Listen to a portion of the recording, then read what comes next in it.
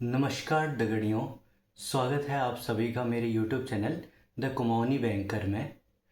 तो मैं आज डिस्कस करने वाला हूँ मैंने कितने अटेम्प्ट किया IAPS PO मेंस के पेपर में, मेरा कैसा एनालिसिस रहा पेपर का, वो मैं आपको बताने वाला हूँ।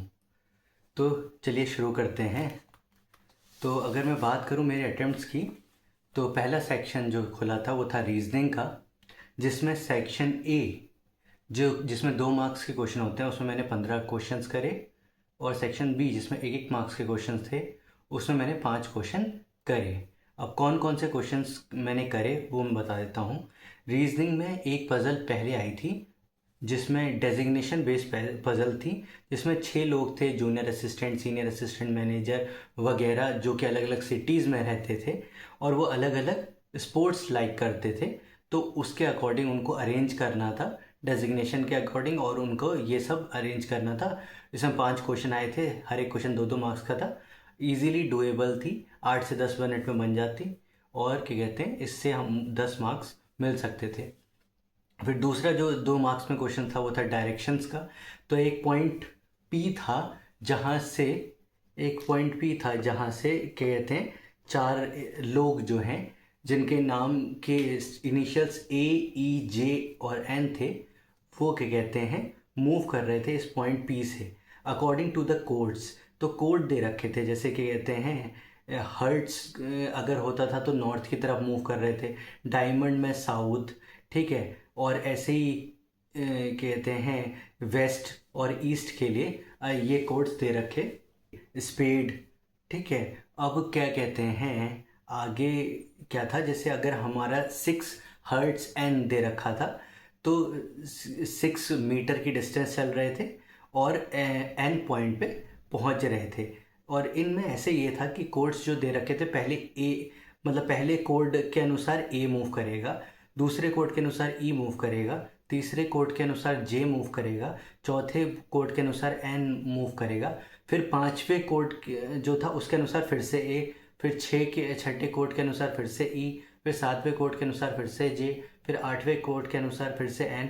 इस तरीके से मूवमेंट हो रहा था AEGN का अलग अलग, और अलग अलग पॉइंट से होते हुए गुजर रहे थे, PQRST UV। तो इस तरीके से हमें पूरा का पूरा एक डायग्राम बन जा रहा था।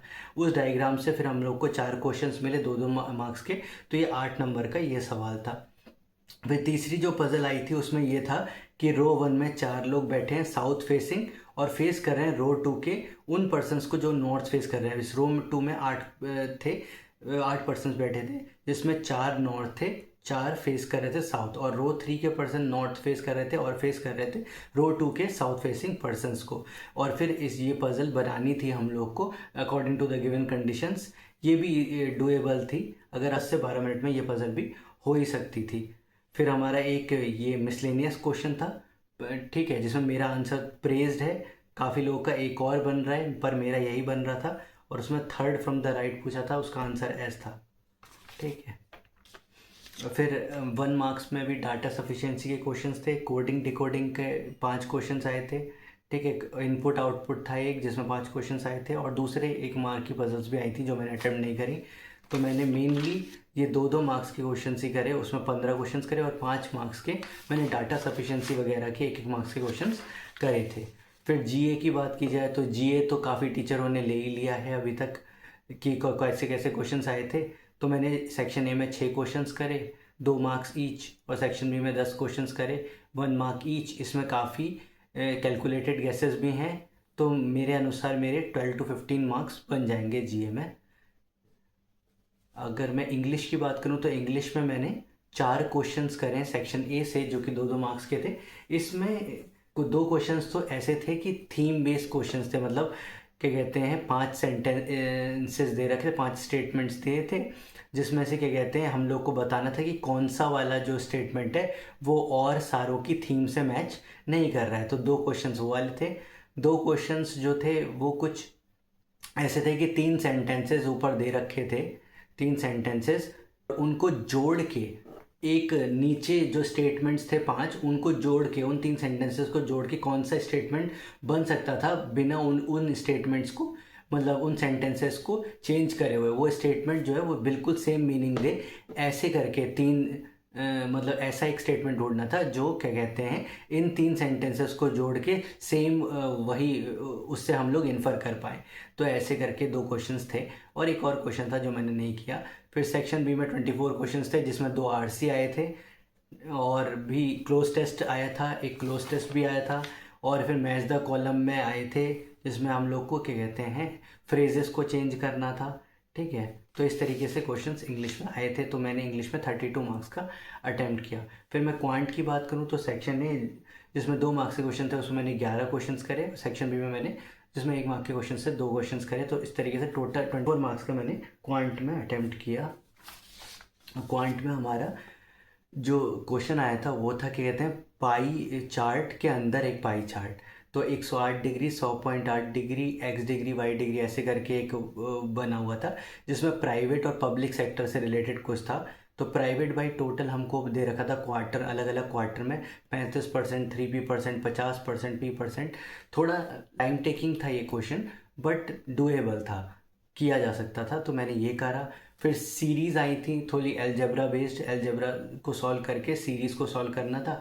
वो 2 मार्क्स में आई थी। एक CPMP का क्वेश्चन भी आया था और एक ये क्वेश्चन था कि स्क्वायर का एरिया और रेक्टेंगल का एरिया बराबर करना था जिसमें फिर कहते हैं लेंथ और 2x-5 ऐसी कुछ थी और ब्रेथ भी ऐसी कुछ थी। बाद में इस रेक्टेंगल का पैरामीटर पूछा गया था। तो इस प्रकार से ये क्वांट्स के क्वेश्चन आए थे। अगर मैं बात करूं डिस्क्रिप्टिव की तो डिस्क्रिप्टिव में मैंने ऐसे लिखा बायोडाइवर्सिटी लॉस पे कंप्लीट कर लिया था सारा। फिर आरसी था एक आर्टिफिशियल इंटेलिजेंस में जिसमें 4 क्वेश्चंस हम लोग को टाइप करने थे जो कि 2.5 मार्क्स ईच थे। उसमें मैं 2 ही क्वेश्चंस कर पाया। तो इस तरीके से ये मेरा पूरा का पूरा अपना IPS PO मेंस का पेपर एनालिसिस था जिसमें मैंने रीजनिंग 35 मार्क्स की, इंग्लिश 32 मार्क्स की, क्वांट 24 मार्क्स की करी है और GA में मेरे 12 to 15 मार्क्स आ सकते हैं। ठीक है, तो इस तरीके से मेरा पेपर एनालिसिस रहा। Thank you. अगर आपको ये वीडियो अच्छा लगा हो तो लाइक करें, शेयर करें और प्लीज़ सब्सक्राइब द चैनल।